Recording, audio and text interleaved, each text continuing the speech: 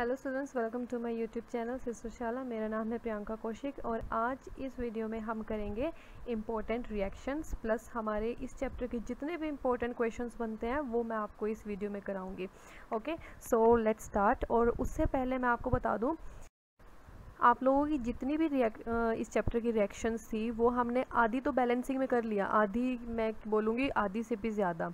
ठीक है, जो गलती से कुछ एक आधी बच गई हैं वो हम अब कर लेते हैं, और बाकी अगर कुछ और भी बच जाएंगी तो वो एक्स्ट्रा क्वेश्चंस में आ जाएंगी।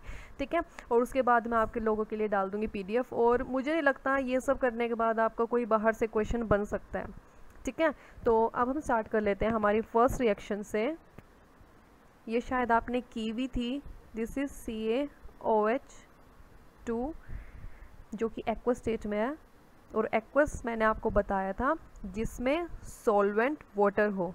ठीक है, plus CO2 gas goes to CaCO3 calcium carbonate. इसका नाम मैं आपको बिल्कुल भी नहीं बताऊंगी, ये आप मुझे खुद बताओगे। मैंने इसका नाम बहुत बार आप लोगों को बताया है, अगर मैं आपको बार बार यही बताती रहूँगी तो आपकी आदत बिगड़ जाएगी। ठीक है, तो आप लोगों को अगर नहीं पता तो आप वीडियो देखो, उसमें देखो इसका क्या नाम है, पर मैं आपको नहीं बताऊंगी इस बार। जो कि सॉलिड में है ये CaCO3 मीन्स कैल्शियम कार्बोनेट। और मैंने आपको ये भी बताया था कैल्शियम कार्बोनेट हमारा कहाँ पाया जाता है। 9 चैप्टर में आपने डाइवर्सिटी पढ़ा होगा, उसमें फाइलम मोलस्कस पढ़ा होगा, उनकी शेल्स इन्हीं की बनी होती है। ओके, कैल्शियम कार्बोनेट बना है हमारा प्लस H2O जो कि लिक्विड स्टेट में है। अगर आप रिएक्शन में ये एक्वस, गैस, सॉलिड, लिक्विड लिखेंगे तो इससे आपकी रिएक्शन बहुत इन्फॉर्मेटिव लगेगी। ठीक है, मतलब टीचर को भी लगेगा कि हाँ इस बच्चे को आता है। तो मैं चाहूँगी कि आप जब भी रिएक्शन लिखें तो आप इसको और इन्फॉर्मेटिव बनाने के लिए ये स्टेट का नाम ज़रूर लिखें। Okay, so our next reaction is, और ऊपर वाली आई थिंक हमने की हुई है काफ़ी बार, तो कोई बात नहीं, फिर भी मैंने डाल दिया। सेकेंड रिएक्शन इज़ आयरन जो कि सॉलिड स्टेट में था प्लस सल्फर, ये भी सॉलिड स्टेट में था, and sulphur is yellow in colour. Okay, इसको जब हमने हीट किया, ये हीट का साइन है, ये बना FeS जो कि इसे हम कहते हैं iron sulphide. And most important thing, this is black in colour. मैंने आपके लिए एक्स्ट्रा क्वेश्चंस में इतने सारे एक्स्ट्रा क्वेश्चंस ऐसे डाले हैं कि जैसे हमको एक कंपाउंड दिया गया और उसका कलर ये है, उसका कलर ये है, जब इसे हीट किया तो इस कलर का कंपाउंड बना है। और ऐसे ऐसे क्वेश्चंस जैसे कि XYZ वाले क्वेश्चंस आपको ये सैम्पल पेपर में देखने को मिल जाते हैं, और इवन बोर्ड के एग्जाम्स में भी ऐसे क्वेश्चंस आते हैं। 3 नंबर में दे देंगे या फिर 1.5 नंबर में 2 दे देंगे, मतलब काफ़ी हैवी वेटेज इन क्वेश्चंस की रहती है। तो इसलिए मैंने आपके ये एक्स्ट्रा क्वेश्चंस में डाले हैं ताकि आपको कहीं और जाने की ज़रूरत ना पड़े, कहीं और देखने की ज़रूरत ना पड़े। मैं जितना मटेरियल हो सकेगा मैं आप लोगों के लिए PDF में डाल दिया करूँगी। मैं सारा दिन यही देखती रहती हूँ कि यहाँ से ये मिल जाए, वहाँ से ये मिल जाए, मतलब आप लोगों के लिए मैं काफ़ी मेहनत कर रही हूँ। ठीक है, तो आपका भी फ़र्ज़ बनता है कि आप भी अपने लिए मेहनत करें। ठीक है, तो आई होप आपको समझ आया होगा। So our next reaction is, और हाँ ये मैंने आपको बता दिया था कि ये ब्लैक कलर का था। हाँ, नेक्स्ट इज FeSO4, और इसे क्या बोलते हैं तो मैं बता ही देती हूँ, फेरस सल्फेट।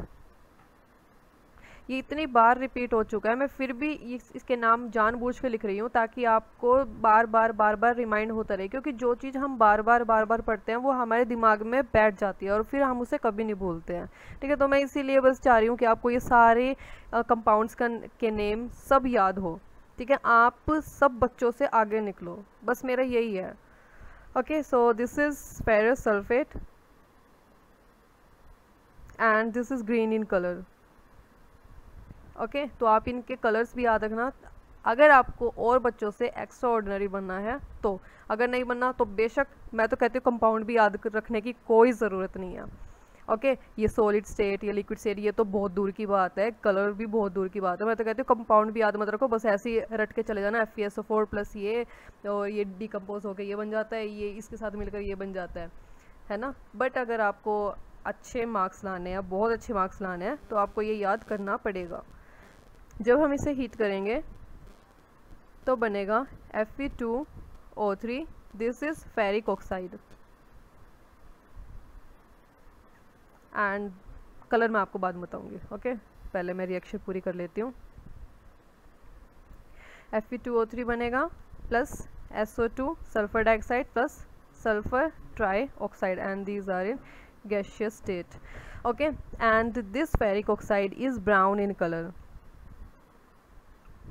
ओके, सो ये भी आपकी इंपॉर्टेंट रिएक्शन थी। इसमें क्वेश्चन ये बन के आ सकते हैं कि a compound is given which is green in colour when it is heated, और दो गैस इवॉल्व होती है। ठीक है, तो ये दो गैस हैं हमारी, sulphur dioxide and sulphur trioxide. Okay, so आप इसे याद रखना। और नेक्स्ट इज़, मैं आपको ये बताना भूल गई, ये कौन सी रिएक्शन थी? ये डीकम्पोजिशन रिएक्शन थी। मीन्स एक कंपाउंड डिकम्पोज हुआ into 3 compound, so this is example of decomposition reaction. Our next reaction is PbNO3। ये वाली भी मैंने आपको कराई हुई है, आई थिंक 2-3 बार बैलेंसिंग में मैंने आपके लिए ये डाली थी। So this is lead nitrate. Okay, और अगर हम इसे हीट करेंगे तब हमारा बनेगा PbO।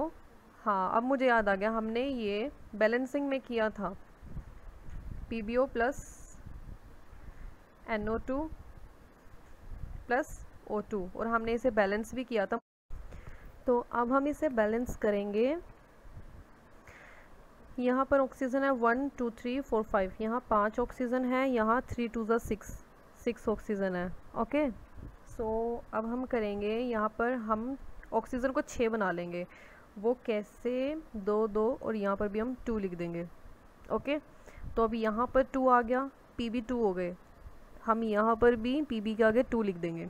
ओके, सो अब Pb2 हो गए, ये भी 2 हो गए, हमारा नाइट्रोजन 4 हो गया, 2 यहाँ और 2 यहाँ, 4। तो हमें नाइट्रोजन को भी 4 बनाना है, तो हम यहाँ पर 4 लिख देंगे। अब हम देखते हैं हमारी इक्वेशन बैलेंस है कि नहीं। 2 ऑक्सीजन, यहाँ पर 8 ऑक्सीजन, और यहाँ पर 2, ये 12 हो गई, और यहाँ पर 6 2 12, 12 हो गई। तो हमारी इक्वेशन ये बैलेंस हो गई है। ठीक है, अगर आपको ये बाय चांस समझ में ना आए तो आप इसे दोबारा करो, अपने दिमाग से खुद करो, और अगर फिर भी नहीं होता, बिल्कुल भी नहीं हो रहा, तो आप इसे रट लो, 2 2 और यहाँ पे 4 लगाना है। वैसे मैं रटने के फेवर में नहीं हूँ, बट क्या करें, मार्क्स के लिए कुछ भी है ना। बट मैं यही कहूँगी कि आप इसे समझना, अगर फिर भी समझ में ना आए तो आप कमेंट सेक्शन में लिखना, मैं दोबारा समझा दूँगी ये वाली reaction. Okay, so our next reaction is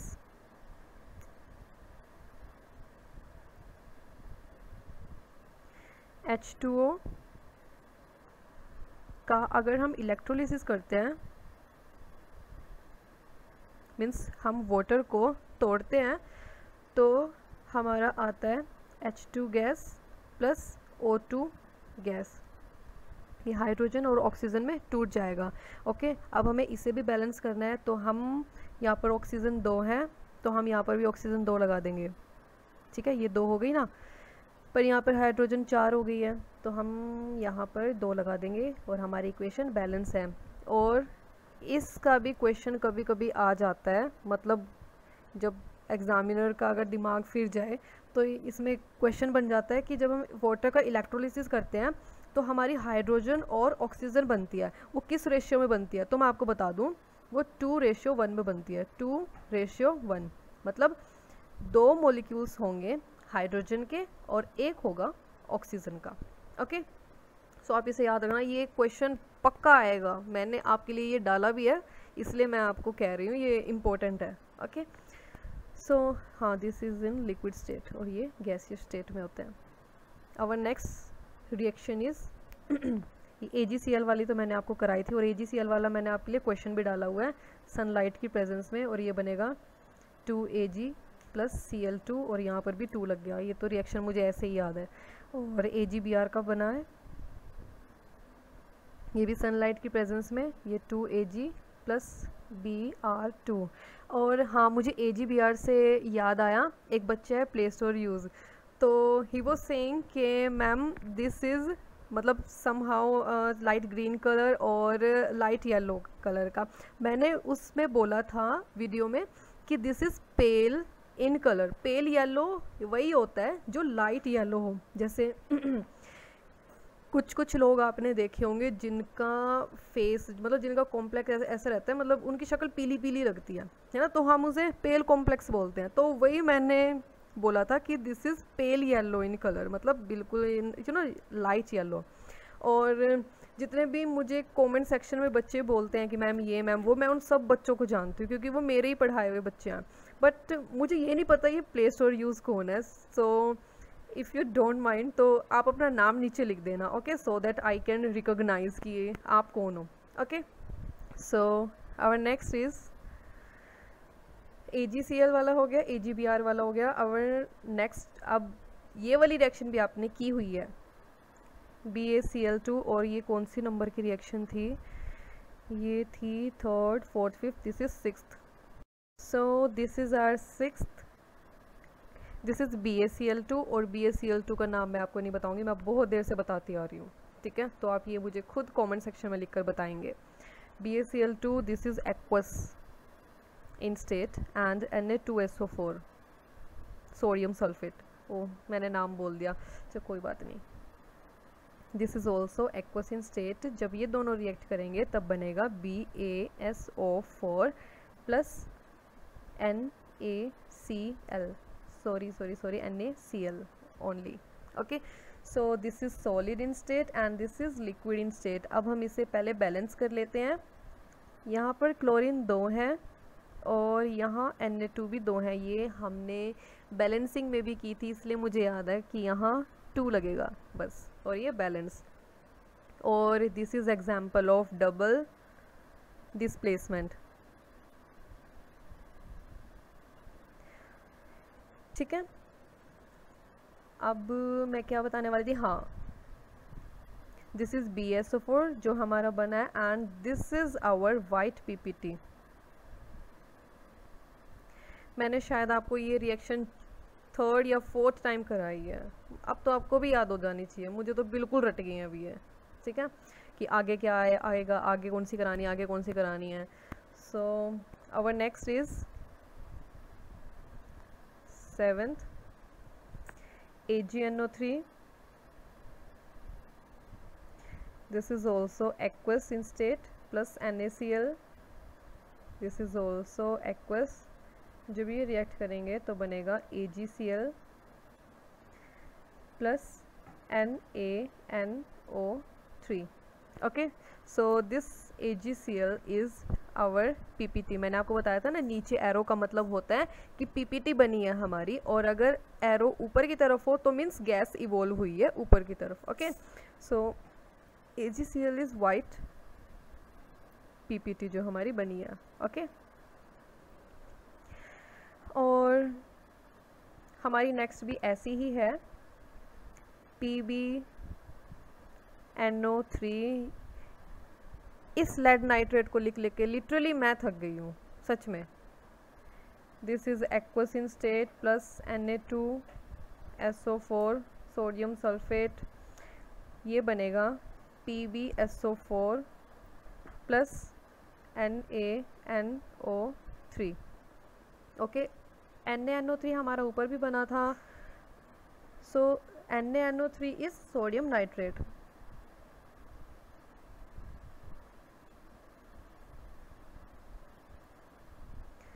ठीक है, तो दिस इज आवर PPT, मतलब प्रेसिपिटेट। ओके, और ये बनेगी वाइट कलर की PPT, और इसे हम बोलते हैं लेड सल्फेट।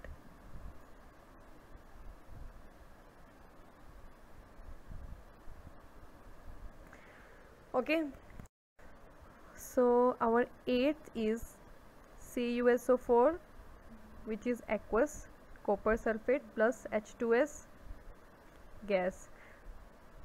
कॉपर सल्फेट का कलर कैसा होता है ये आप मुझे बताएंगे, क्योंकि मैंने आपको ये बात बहुत बार बताई हुई है। एंड दिस H2S ये क्या है ये आप भी मुझे बताएंगे। क्यों? क्योंकि ये मैंने आपको कराया हुआ है। जब मैंने आपको इंपॉर्टेंट कंपाउंड्स कराए थे मैंने ये आपको कराया था, और मुझे ये भी याद है मैंने आपको इसकी स्मेल भी बताई थी, plus this was our last slide. ठीक है, तो आप मुझे ये बताएंगे। और ये बनेगा CuS plus H2SO4. Okay, so this CuS is our black PPT, black precipitate बनेंगे इसमें। ओके, सो आप ये याद रखना, क्योंकि हमारा ब्लैक प्रेसिपिटेट आई थिंक ये फर्स्ट टाइम बना है, तो आप इसे याद रखना, CuS ब्लैक कलर का होता है। Okay, so our next is 9th HCl plus NaOH, ये दोनों एक्वस में है। Okay, goes to NaCl plus H2SO4। Okay, and this is our neutralisation reaction. क्योंकि अगर किसी रिएक्शन में एसिड प्लस बेस रिएक्ट कर कर सोल्ट बनाते हैं तो उसे हम बोलते हैं न्यूट्रलाइजेशन रिएक्शन, कि एसिड एंड बेस न्यूट्रलाइज हो गए हैं और एक नया सोल्ट बना है। और सोल्ट क्या बना है हमारा इस रिएक्शन में? NaCl। ओके, तो आप इसे भी याद रखना। And over 10th is Cu, this is copper plus oxygen की प्रेजेंस में अगर कॉपर को हीट किया जाए तो बनेगा CuO। This is also a black compound. तो अभी आपने ब्लैक कलर के दो कंपाउंड पढ़े हैं, विच इज पहला CuO और दूसरा दिस CuS। CuS के हमारे PPT बने थे। ठीक है, मतलब डिफरेंस क्या है, CuS के PPT बने थे बट CuO के PPT नहीं बने थे, वो सिर्फ कॉपर ब्लैक हो गया था हमारा in the presence of oxygen. Okay, so ये थी हमारी इम्पोर्टेंट रिएक्शंस। अगर फिर भी कुछ छूट गया है हमारा तो हम वो इम्पोर्टेंट क्वेश्चंस में कर लेंगे अभी। ठीक है, सो अब हम कर लेते हैं हमारे important questions. So our first question is, इन्होंने हमें कहा है the following reaction is use for the preparation of oxygen gas in laboratory. Means oxygen gas को प्रिपेयर करने के लिए in laboratory this is the reaction. अब आपको ये भी पता लग गया कि ऐसे हमारी ऑक्सीजन गैस प्रिपेयर होती है, तो आप इसे याद कर लेना। ओके, सो इन्होंने बोला है कि which of the following statement is are correct about the reaction, की कौन सी रिएक्शन मतलब कौन सी स्टेटमेंट इसमें से ठीक है। तो इसमें फर्स्ट इन्होंने बोला है, फर्स्ट इन्होंने कहा है कि it is a decomposition reaction and endothermic in nature. अब आपको ना इनके ऑप्शंस देखने की कोई ज़रूरत नहीं है। सबसे पहले आप ये देखो कि इसमें हमने हीट को दिया है and this is catalyst. Catalyst के बारे में मैंने आपको बताया था, it is use to fasten the reaction. Okay, so हमने हीट दी है तो दिस इज एंडोथर्मिक। जो हम देते हैं हीट उसे हम बोलते हैं एंडोथर्मिक, और जो हीट निकलती है उसे बोलते हैं एक्सोथर्मिक, मैंने आपको बताया था। सो एंडोथर्मिक है ये तो हमारा कन्फर्म है। And this is decomposition reaction, तो मतलब हम ये हो सकता है, हम और भी देख लेते हैं। It is a combination reaction, बिल्कुल भी नहीं, कॉम्बिनेशन तो ये है ही नहीं। दिस इज डीकम्पोजिशन रिएक्शन, एक ही कंपाउंड डीकम्पोज हो रहा है। ओके, सो थर्ड ऑप्शन में ये कह रहा है कि it is a decomposition reaction and accompanied by release of heat. Heat तो हमारी रिलीज नहीं हो रही, बल्कि हम तो उल्टा हीट दे रहे हैं इसे। फोर्थ इसने बोला है कि it is a photochemical decomposition reaction and exothermic. No, exothermic नहीं है, तो हमारा फर्स्ट ऑप्शन ठीक है कि this is a decomposition reaction and endothermic in nature. Okay, so this is our next question. इसने बोला है in a double displacement reaction between aqueous potassium iodide and aqueous lead nitrate, इन दोनों के बीच में रिएक्शन है, a yellow precipitate of lead iodide is formed. अब मैंने आपको बोला था कि कलर के बेसिस पर भी रिएक्शंस आ सकती हैं, ये तो बहुत छोटा है कलर के बेसिस पे। अगली बार जब आएंगे ना क्वेश्चंस आगे मतलब, तो वो आपको कंपाउंड का नाम भी नहीं देंगे।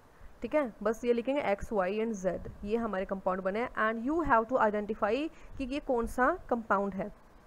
ठीक है, हमारा लेड आयोडाइड बना है, तो इन्होंने ये बोला है कि while performing the activity if lead nitrate is not available, मतलब अगर लेड नाइट्रेट हमारे पास नहीं है तो which of the following can be use in the place of lead nitrate, तो लेड नाइट्रेट की जगह हम कौन सा कंपाउंड ले सकते हैं। तो मैं आपको बता दूं, लेड नाइट्रेट जो होता है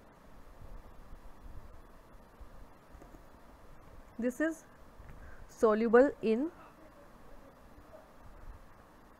वाटर, ये एक सॉल्ट है और ये वाटर में soluble रहता है।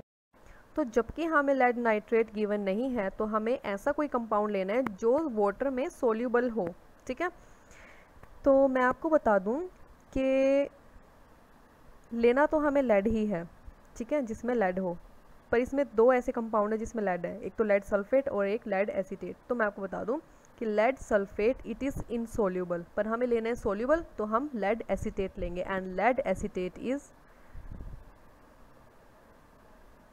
सोल्यूबल इन वाटर और इसे लिखते हैं PbCH3COO का होल ट्वाइस। ठीक है, this is our lead acetate. अब हमें इसकी रिएक्शन करानी है, ठीक है, क्योंकि हमें लेड आयोडाइड चाहिए जो कि येलो PPT है, तो हम रिएक्ट कराएंगे PbCH3COO का whole twice plus Ki goes to PbI2 plus CH3COO K। This is double displacement reaction. Okay, so अब हम बैलेंस कर लेते हैं इसे। यहाँ I2 था तो हम यहाँ पर भी 2 लगा देंगे एंड यहाँ पर K2 है, यहाँ 2K है, यहाँ 1K है, तो हम यहाँ 2 लगा देंगे और अब हमारी इक्वेशन बैलेंस है। क्यों? क्योंकि यहाँ पर CH3COO भी 2 है और यहाँ पर भी 2 है, तो हमारी इक्वेशन ये बैलेंस हो गई है and this PbI2 is our lead iodide. मैं लिख देती हूँ which is yellow in colour, मतलब ये येलो PPT बनेगी। ओके, सो इस रिएक्शन को भी आप याद रखना। अब चलते हैं हम अपने नेक्स्ट क्वेश्चन की ओर। So this is our third question. ये वही क्वेश्चन है, मैंने आपको बताया था कि ये ज़रूर आएगा। ठीक है, तो इसने क्या बोला है कि electrolysis of water is a decomposition reaction. हाँ बिल्कुल है। The mole ratio of hydrogen and oxygen gas liberated during electrolysis of water, मैंने आपको बताया था कि ये रेशियो आप याद रखना। क्या थी वो? 2:1। क्यों? क्योंकि 2H2O डिकम्पोज हो रहा था इनटू 2H2 प्लस O2। मैंने अभी आपको बताया था दिस इज़ 2:1, तो आप यहाँ लिखेंगे 2:1।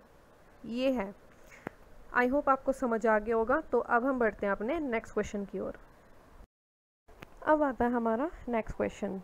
इसमें इन्होंने बोला कि right the balance chemical equation for the following reaction. अब हमें इक्वेशंस को बैलेंस करना है। ओके, सो सबसे फर्स्ट हमको दिया गया है कि sodium carbonate on reaction with hydrochloric acid, तो हम लिख लेते हैं सोडियम कार्बोनेट। सोडियम कार्बोनेट होता है Na2CO3 on reaction with HCl, it gives. अब इसने एक चीज़ बोली है कि इक्वल मोलर कंसंट्रेशन, इसका मतलब ये इक्वेशन ऑलरेडी बैलेंस है। अगर यहाँ पर CO3 2 मतलब कार्बन 1 है तो इस साइड भी कार्बन 1 ही आएगा। अगर यहाँ ऑक्सीजन 3 है तो यहाँ भी ऑक्सीजन 3 होंगे। क्लोरीन अगर यहाँ 1 है तो यहाँ पर भी 1 ही होगा, और सोडियम अगर यहाँ 2 है तो यहाँ पर भी 2 होंगे। मीन्स ये बैलेंस है ऑलरेडी, पर फिर भी आपको दिया हुआ है ये। तो बस ये वर्ड था कि इक्वल मोलर कंसंट्रेशन, बस ये वर्ड ध्यान में जिसने रख लिया मतलब उसका क्वेश्चन सोल्व, वरना बच्चे लगे रहेंगे। तो अब मैं इसे रब कर लेती हूँ। अब हम करते हैं अब ये बनेगा NaCl, ये हाइड्रोजन को हटा देगा। क्यों? क्योंकि सोडियम ज़्यादा रिएक्टिव है हाइड्रोजन से, और बनेगा NaHCO3। ये हमारी रिएक्शन है। यहाँ पर भी सोडियम 2 है और यहाँ पर भी 2 हैं, यहाँ कार्बन 1 है, यहाँ भी कार्बन 1 है, या फिर हम बोल सकते हैं यहाँ कार्बोनेट 1 है, यहाँ पर भी कार्बोनेट 1 है, यहाँ H1 है, यहाँ पर भी H1 है। ओके, सो अब आते हैं हम इसके सेकंड पार्ट पे। तो ये सेकंड पार्ट बोलता है कि sodium hydrogen carbonate means NaHCO3, ठीक है। अब ये रिएक्ट करेगा and sodium hydrogen means sodium hydrogen लिखा है, ओ सॉरी मैंने ऊपर वाला देख लिया, on reaction with hydrochloric acid means HCl। मैं भी सोचने लगी, मैंने कहा ये क्या है। अब ये देगा gives sodium chloride means NaCl plus, मैं इसे छोटा कर देती हूँ, आई होप आपको दिख जाएगा, दिख ही रहा है, sodium chloride plus water plus and liberate CO2। अब आपको ये वाला ऊपर वाला एरो लगाना है, ठीक है, ये वाला, ठीक है। अब हम इसे करते हैं बैलेंस। तो सोडियम हमारा यहाँ पर 1 है, यहाँ पर भी 1 है, तो सोडियम की कोई टेंशन नहीं है। और हाइड्रोजन को अगर हम देखें तो हाइड्रोजन यहाँ 2 है, यहाँ पर भी 2 है, तो हाइड्रोजन भी ठीक है। ऑक्सीजन यहाँ 3 है, यहाँ पर भी 3 है, क्लोरीन यहाँ 1 है, यहाँ पर भी 1 है, तो ये ऑलरेडी बैलेंस थी हमारी इक्वेशन। थर्ड इसने बोला है कि कॉपर सल्फेट क्या होता है, CuSO4 on treatment with potassium iodide होता है Ki, इट गिव्स, अब देखो इसने प्रेसिपिटेट दिए हैं, ठीक है। अब इसने बोला है कि with precipitate liberate iodine gas and also form potassium sulphate, ठीक है। अब देखो इसमें हमारा बनेगा Cu2I2 क्योंकि इसने दिया है ये, ठीक है, प्लस, और इसे बोलते हैं cuprous iodide Cu2 and liberate हमारा आयोडीन भी निकलेगा, प्लस एक और चीज़ निकले potassium sulphate means K2SO4। Okay, तो अब हमें इसे बैलेंस करना है, तो ये होगा बैलेंस। यहाँ कॉपर के 2 हैं पर यहाँ 1 है, तो हम यहाँ पर 2 लगा देंगे। अब क्या हुआ, यहाँ SO4 2 हो गए इस साइड, और यहाँ SO4 सिर्फ एक ही था, तो हम यहाँ पर भी 2 लगा देंगे इसको 2 करने के लिए। अब यहाँ K4 हो गए मीन्स 2 2 ज़ा 4, तो हम यहाँ पर भी 4 लगा देंगे। अब यहाँ I4 हो गए और यहाँ पर भी I4 ही है, तो हमारी इक्वेशन बैलेंस हो गई है, ठीक है। अब हम चलते हैं हमारे नेक्स्ट क्वेश्चन की ओर। अब ये रहा हमारा नेक्स्ट क्वेश्चन। इन्होंने बोला है कि right the balance chemical equation for the following reaction and identify the type of reaction in each case, मतलब हमें टाइप ऑफ रिएक्शन बतानी है प्लस बैलेंस भी करनी है इक्वेशन को। तो सबसे पहले इन्होंने बोला है कि इन थर्माइट रिएक्शन मैं आपको बता दूं कि थर्माइट रिएक्शन वो रिएक्शंस होती हैं जो एक्सोथर्मिक होती हैं और प्लस बिटवीन हमारे मेटल प्लस मेटल ऑक्साइड के बीच में होती है। मीन्स हम बोल सकते हैं कि मेटल प्लस मेटल ऑक्साइड जब रिएक्ट करेगा तो वो एक एक्सोथर्मिक रिएक्शन होगी, तो उसे हम बोलते हैं थर्माइट रिएक्शन, तो आप याद रखना, ठीक है। इसने बोला है, एक मिनट में इसे रब कर देती हूँ। तो इसने ए पार्ट में बोला है कि the thermite reaction iron oxide, अब देखो लिखा हुआ है ना इसमें, इसने बोला है आयरन 3 ऑक्साइड और ये होता है Fe2O3, ठीक है, रिएक्ट विद एल्यूमिनियम। अब देखो ये तो हो गया मेटल और ये metal oxide, okay, and gives molten iron, मतलब लिक्विड स्टेट में, प्लस एल्यूमिनियम ऑक्साइड Al2O3, इसने ये दिया है। अब हमें इसे बैलेंस करना है, तो हम देखेंगे कि यहाँ एल्यूमिनियम 2 थे, यहाँ एल्यूमिनियम 1 है, तो हम यहाँ पे लगा दें 2, हम यहाँ 2 लगा देते हैं। फिर बाकी चीज़ें देख लेते हैं। यहाँ ऑक्सीजन 3 थे, यहाँ पर भी 3 है, ऑक्सीजन बैलेंस है। यहाँ आयरन 2 है, यहाँ 1 है, तो हम यहाँ 2 लगा देंगे और हो गई हमारी रिएक्शन बैलेंस। और अब हमें बताना है कि किस टाइप की रिएक्शन है, तो ये है डिस्प्लेसमेंट रिएक्शन। अब ये डिस्प्लेसमेंट रिएक्शन कैसे हुई है, क्योंकि एल्यूमिनियम रिएक्टिव था आयरन से, इसने आयरन को हटा दिया इसके कंपाउंड से और खुद अपना कंपाउंड बना लिया एल्यूमिनियम ऑक्साइड, ठीक है। और यहाँ पर आयरन ये ऐसे ही बैठा हुआ है ना। तो this is a type of displacement reaction. अब हम देख लेते हैं हमारा सेकंड वाला। सेकंड में इसने बोला है कि magnesium ribbon is burned in an atmosphere of nitrogen gas to form solid magnesium nitride. और मैग्नीशियम रिबन वाला मैंने आपको दिखाया भी था जब रिबन। अब हम लिख लेंगे इसको Mg जो कि सॉलिड स्टेट में होगा, प्लस इसे हमने बर्न किया है कहाँ गया, नाइट्रोजन गैस, ठीक है, N2, ठीक है, इसको हीट किया है। अब ये बना है magnesium nitride means Mg3N2। Okay, so अब हम इसे बैलेंस करते हैं। यहाँ मैग्नीशियम के 3 थे, यहाँ 1 है तो हम इसे 3 बना लेंगे। यहाँ नाइट्रोजन 2 थे, यहाँ भी 2 थे, अब ये बैलेंस है। अब हमें ये बताना है कि ये कौन सी रिएक्शन है, तो this is a combination reaction. क्यों? क्योंकि 2 कंपाउंड कंबाइन हो रहे हैं और एक नया कंपाउंड हमारा बन रहा है, तो this is example of combination reaction. अब हम देख लेते हैं थर्ड। मैं इसे रब कर देती हूँ इतना, आप इतना खुद थर्ड वाला ट्राई करने की कोशिश करो, ओके।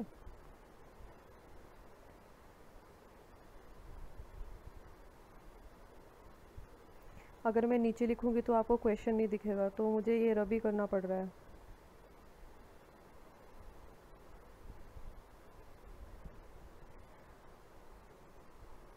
आई होप आपने ट्राई करने की कोशिश की होगी। अब मैं बता देती हूँ।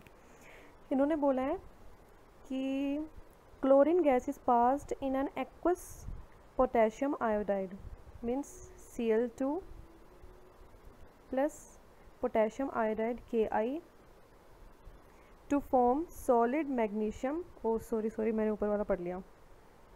और हमारा क्या बना है, to form potassium iodide, potassium chloride KCl plus and iodine I2, ठीक है। अब हमें इसे बैलेंस करना है। तो यहाँ K1 है, यहाँ पर भी K1 है, यहाँ I1 है, यहाँ 2 है, तो हम इससे 2 बना लेंगे और यहाँ लिख देंगे 2, ठीक है। पर अब यहाँ K2 हो गए, यहाँ 1 ही है तो हम यहाँ 2 लिख देंगे, और यहाँ क्लोरीन 2 है, यहाँ पर भी 2 हो गए, तो हमारी इक्वेशन बैलेंस हो गई है, ठीक है। और ये किसका एग्जाम्पल है, तो मैं बता दूं, this is also displacement.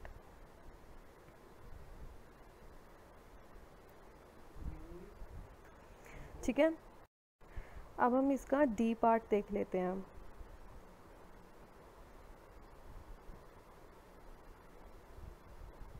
D part में इसने बोला है कि ethanol is burned in air to form carbon dioxide, water and release heat. तो इथेनॉल का मैं आपको बता देती हूँ। इथेनॉल होता है C2H5OH और इसका फॉर्मूला होता है CCH5 and this is OH, ये इसका फॉर्मूला है, ठीक है। यहाँ पर H है, यहाँ पर भी H है, यहाँ पर भी H, यहाँ पर भी H, यहाँ पर भी H, तो ये इसका फॉर्मूला है। ये आपके चैप्टर 4 में काम आएगा, ठीक है। तो दिस इज़ इथेनॉल, आप इसे याद रखना। इसको हीट किया है इन एयर मीन्स ऑक्सीजन की प्रेजेंस में, ठीक है। और इसने क्या दिया, CO2 plus water plus heat. अब हमें इसे बैलेंस करना है, तो हम देख लेंगे यहाँ पर कार्बन 2 है और यहाँ कार्बन 1 है, तो हम इसे 2 बना लेते हैं, ठीक है। अब हम दूसरा देख लेते हैं। अब हम हाइड्रोजन देख लेते हैं। इसमें यहाँ हाइड्रोजन 2 थी, यहाँ 6 है ना, तो हम इसे भी 6 बना लेते हैं, हमने लिख दिया 3, ठीक है। अब ऑक्सीजन को देख लेते हैं। यहाँ 4 और यहाँ 3, 7, और यहाँ ऑक्सीजन है 1 और 3 मीन्स यहाँ 7 ऑक्सीजन है और यहाँ पर है 3, ठीक है। तो हम यहाँ पर लिख देंगे 3। क्यों? क्योंकि 3 to the 6, 6 ये हो गए, 1 ये हो गया, 7 ऑक्सीजन हो गई हमारी, ठीक है। और this is example of combustion reaction. अब आता है हमारा नेक्स्ट क्वेश्चन। इसमें इन्होंने बोला right the balance chemical equation. इसमें भी बैलेंस करना है, टाइप ऑफ रिएक्शन लिखनी है, आप इसे खुद करना, ठीक है। नहीं खुद रहने दो, मैं बता दूंगी आपको कौन कौन से करने हैं। एक तो आपको फर्स्ट खुद करना है, अगर नहीं आया तो मुझे बताना, मैं आपको बता दूंगी, ठीक है। सोडियम हाइड्रोक्साइड सॉल्यूशन एसीटेट, ये आपको नहीं पता, ये मैं बता दूंगी। इथेनॉल, ये वाला भी मैं बता दूंगी। इथेन, ये वाला भी, मतलब आपको एक करना है खुद से, ठीक है। बाकी बी सी डी मैं बता रही हूँ। तो अब हम आते हैं बी पार्ट पर। इसने बोला है sodium hydroxide solution is heated with acetic acid. Sodium hydroxide आपको पता है NaOH प्लस एसिटिक एसिड होता है CH3COOH, जिसे आप सिरका भी बोलते हो, ठीक है। और इसने दिया है sodium acetate means CH3COONA, this is sodium acetate plus water, okay. So अब हम इसे बैलेंस करते हैं। CH3 यहाँ पर भी COOH, हाइड्रोजन यहाँ पर भी दो हैं, यहाँ पर भी दो हैं, और ऑक्सीजन यहाँ एक, यहाँ पर भी, ठीक है। Na यहाँ एक, ये बैलेंस है इक्वेशन, ठीक है। And this is example of neutralisation reaction. क्यों? क्योंकि this is acid and this is base. ये जब दोनों रिएक्ट हुई हैं तो हमारा बना है सोल्ट, और सोल्ट है ये वाला, ठीक है, मतलब सोडियम एसीटेट। तो this is example of neutralisation reaction, या फिर डबल डिस्प्लेसमेंट रिएक्शन। ये नहीं, मैं ये बोलूँगी कि ये न्यूट्रलाइजेशन रिएक्शन भी है as well as double displacement reaction भी है। अब आता है इसका सी पार्ट। सी पार्ट में ये बोल रहा है कि ethanol is formed with ethanoic acid to form ethyl acetate in the presence of concentrated H2SO4। तो इसको थोड़ा छोटा कर लेते हैं, फिर हम लिखते हैं इसको। आई होप आपको दिख रहा होगा, ठीक है। तो सी पार्ट में इसने बोला है इथेनॉल। इथेनॉल क्या होता है? C2H5OH। अभी मैंने आपको स्ट्रक्चर भी बना के दिखाया था इसका, ठीक है। With ethanoic acid, this is CH3COOH। मैंने आपको अभी बताया था कि ये वही है सिरका। और इन द प्रेजेंस बोला है ना, हाँ ठीक है। तो इसने बोला दिस इज कंसनट्रेटेड H2SO4 की, H2SO4 की प्रेजेंस में रिएक्ट किया है ये, और इसने बनाया ethyl acetate CH3COOC2H5। This is ethyl acetate, ठीक है। आप नाम याद रखना इसका, ये यही है, ओके, इथाइल एसीटेट। एंड इसने दिया वाटर, ओके।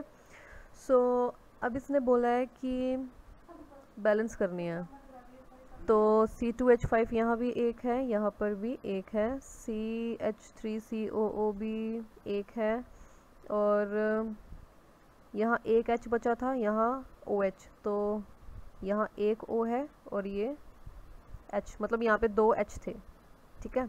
और ऑक्सीजन एक थी, तो यहाँ पे दो H और ऑक्सीजन एक है, तो हमारी इक्वेशन ऑलरेडी बैलेंस ही थी।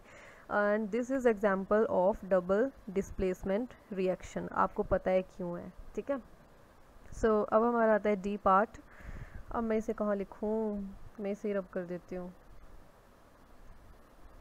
इतने आप खुद कोशिश करो डी पार्ट करने की।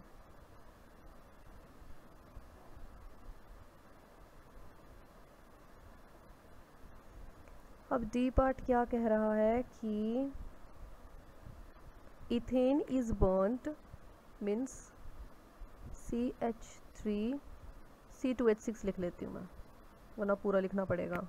C2H6 होता है इथेन, ठीक है। Is burned in the presence of oxygen means oxygen, ठीक है। और इसने दिया है to form carbon dioxide CO2 plus water H2O plus heat, और लाइट लिखने की कोई ज़रूरत नहीं है, ठीक है। अगर मैं यहाँ हाइड्रोजन 6 थे, यहाँ पर हाइड्रोजन 2 है, अगर यहाँ मैं इसको भी 6 बना लूँ तो यहाँ हमारा 3 आ जाएगा, ठीक है। और यहाँ ऑक्सीजन 2 हो गई, यहाँ 3 मतलब 5, और यहाँ सिर्फ 2 हैं, ठीक है। और बाकी यहाँ पर 2 है, यहाँ पर 1 है, तो ऐसे नहीं होगा, हम इसे डबल ले लेते हैं। एक काम करते हैं, इससे डबल ले लेते हैं।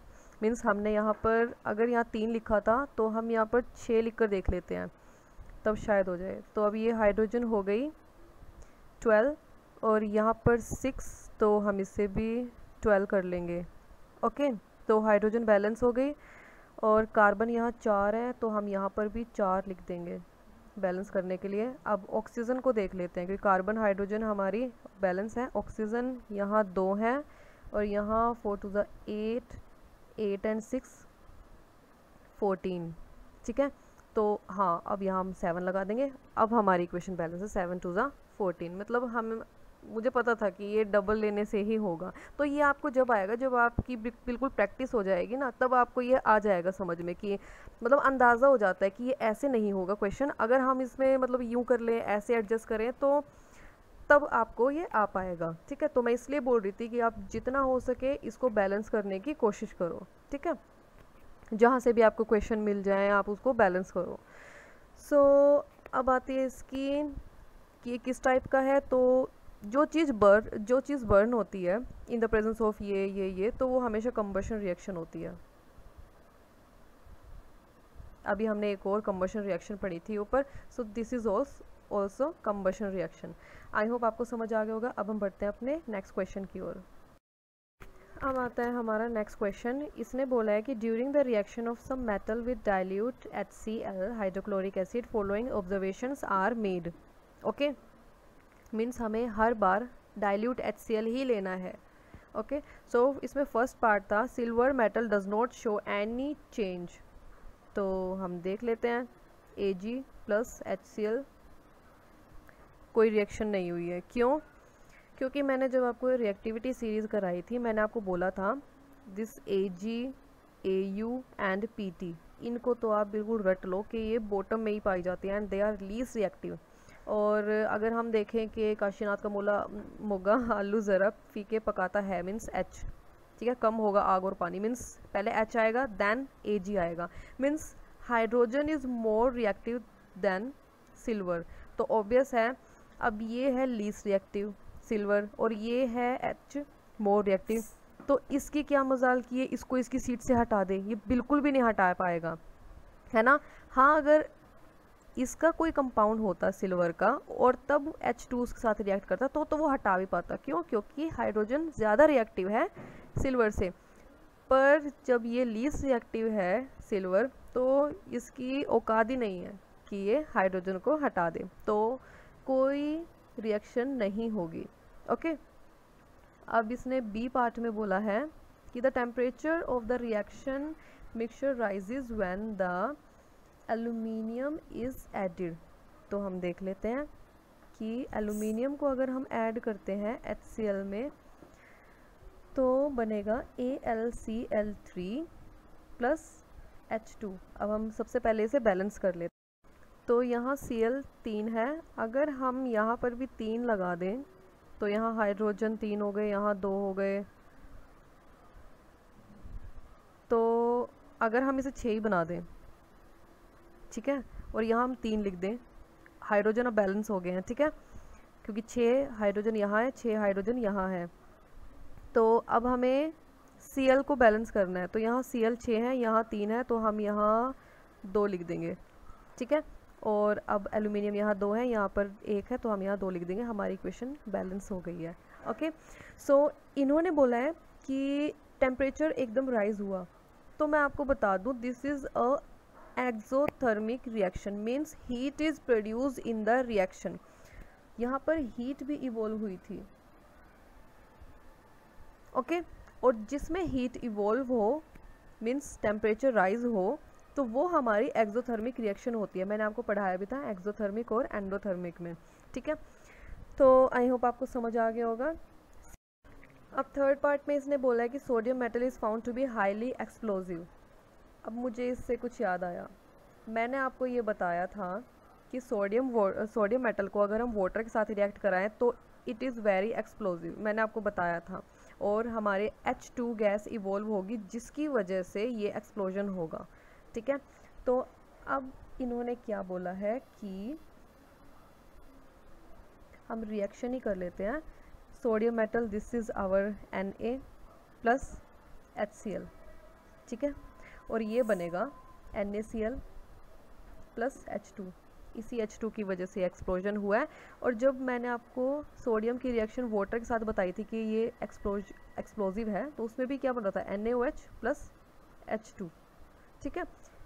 ये H2 ही इस एक्सप्लोजन का कारण है। एक बार मुझे याद आया कि जब हम ग्रेजुएशन में थे तो हमारी केमिस्ट्री लैब में सोडियम रखा हुआ था, और जब हम लैब में थे तो मैंने सोचा ही था कि मैं देखूं, क्योंकि मैंने वो सुना था 12th के बाद, मतलब 12th में मैंने सुना था दैट इज एक्सप्लोजिव।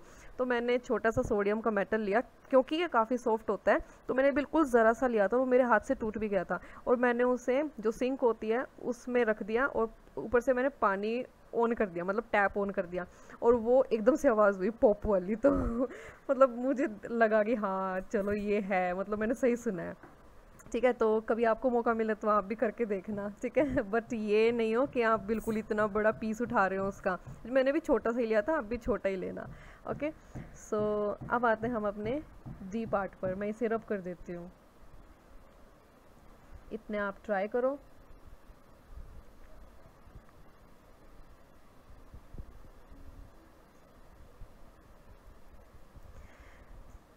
तो डी पार्ट कहता है some bubbles of gas are seen when lead means Pb is react with acid, मतलब जो हमारा HCl दिया हुआ था हमें, ठीक है। और अब जैसे कि ये डिस्प्लेसमेंट रिएक्शन है, तो this is PbCl2 plus H2। अब फिर से ये वही रिएक्शन आ गई है। ये बबल्स हमें इसलिए दिखाई दिए हैं क्योंकि H2 गैस इवॉल्व हुई। तो आप इसमें यही लिखोगे कि hence it is slightly more reactive, कौन, Pb H से रिएक्टिव है, and will displace hydrogen from the acid. ये हाइड्रोजन को इसके एसिड से निकाल देगा slowly and to a small extent, इसीलिए हमारे बबल्स हुए हैं। Therefore only bubbles of H2 are seen to evolve, okay. So ये वाला क्वेश्चन हमारा हो गया। अब हम देख लेते हैं हमारा नेक्स्ट क्वेश्चन। अब ये रहा हमारा नेक्स्ट क्वेश्चन। इन्होंने बोला है कि grapes hanging on a plant do not ferment. Fermentation का मतलब होता है कि the chemical breakdown of substance यहाँ पर क्या है, ग्रेप्स, ओके। तो किसी सब्सटेंस का ब्रेकडाउन हो जाना bye micro organisms like bacteria, virus etcetera. आगे इन्होंने बोला है बट आफ्टर बीइंग प्लग्ड, जब हम उन्हें तोड़ लेते हैं from the plant, it can be fermented. Under what condition do these grapes ferment, and this is a chemical और physical change। तो पहले मैं इसे रब कर देती हूँ।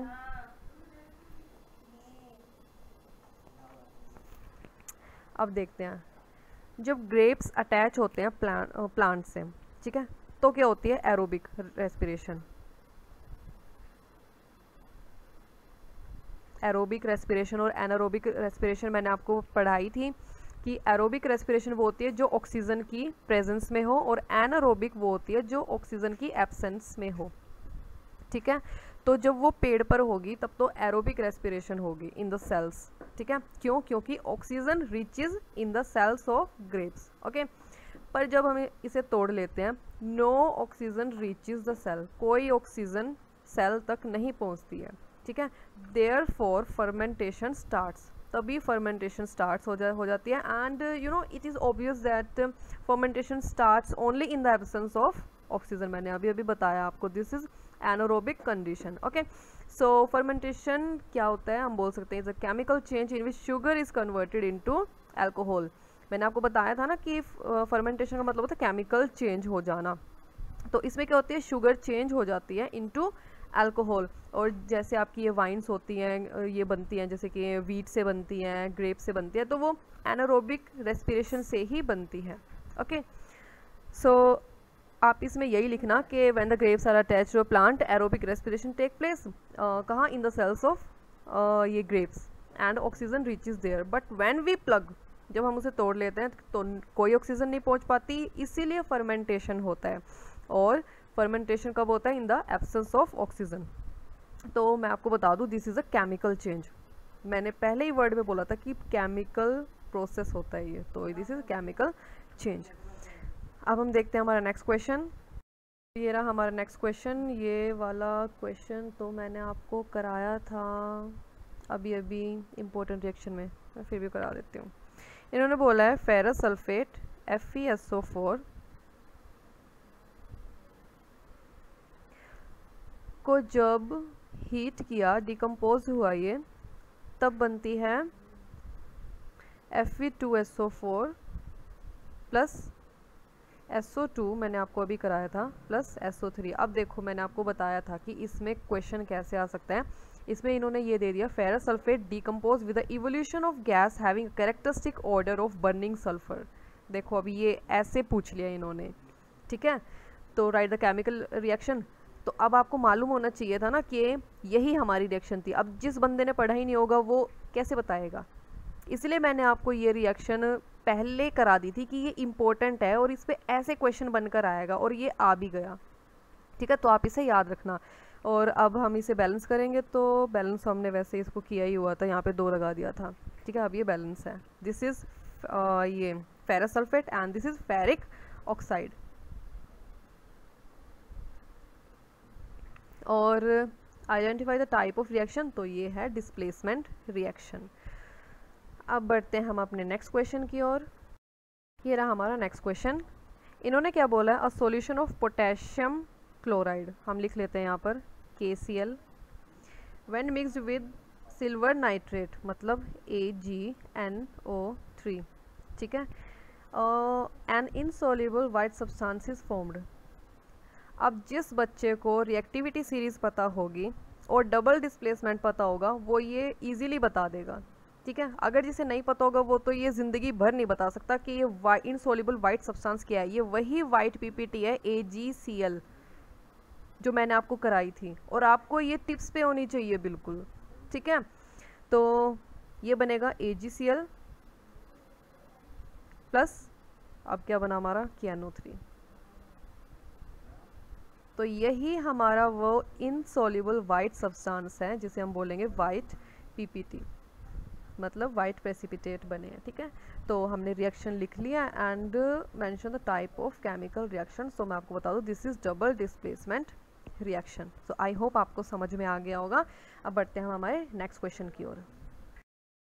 सो ये रहा हमारा नेक्स्ट क्वेश्चन। इन्होंने बोला है कि a substance X which is an oxide of group 2 element. अभी आपने 5th चैप्टर नहीं किया है तो आपको मालूम ही नहीं है कि ग्रुप 2 एलिमेंट कौन से होते हैं, पर मैं आपको बता देती हूँ कि ये कैल्शियम की बात कर रहे हैं यहाँ पर, ठीक है। Is use intensively in the cement industry. जब मैंने आपको बताया था, एक रिएक्शन कराई थी, तो मैंने आपको बताया था कि ये दिस इज़ चूना, और जब हमारे घर बनता है तब ये काफ़ी यूज़ होता है ना। And this element is also present in bones. तो बोन्स पे तो हमारा कैल्शियम ही होता है, ठीक है। तो इससे आपको पता लग जाएगा। On treatment with water it form a solution which turn red litmus to blue. तो अब आपको पता लग गया होगा कि ये कौन सा है, एसिडिक या बेसिक। तो दिस इज बेसिक, ठीक है। तो identify X and also right the chemical reaction involve. मैंने आपको बताया था कि अब आगे आगे आपके ऐसे ही क्वेश्चन आएंगे कि सब्सटेंस X ये बनाता है सब्सटेंस Y। तो अब धीरे धीरे आपका लेवल बढ़ता रहेगा, ठीक है। अब हम इस रिएक्शन को कर लेते हैं। इसे मैं मिटा देती हूँ यहाँ से, तो पूरा ही हो गया। अब हम इसे कर लेते हैं। सब्सटेंस X हमारा है CaO, ठीक है, क्योंकि इसने ऑक्साइड बोला है ना, तो ये है हमारा CaO। और जब हमने इसे रिएक्ट किया विद वाटर, या रिएक्शन आपने पहले भी की हुई है, तब बना CaOH होल ट्वाइस, ठीक है। And this is calcium hydroxide, या फिर हम बोलते हैं स्लेक्ट लाइम,